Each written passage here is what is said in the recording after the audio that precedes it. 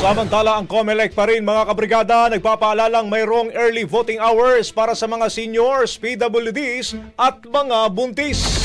Brigada Katrina Honson, ibrigada mo! Brigada! Live report! Pinaalalahanan ng Commission on Elections sa mga senior citizen, person with disability at buntis sa maaaring gamitin ng early voting hours sa araw ng halalan.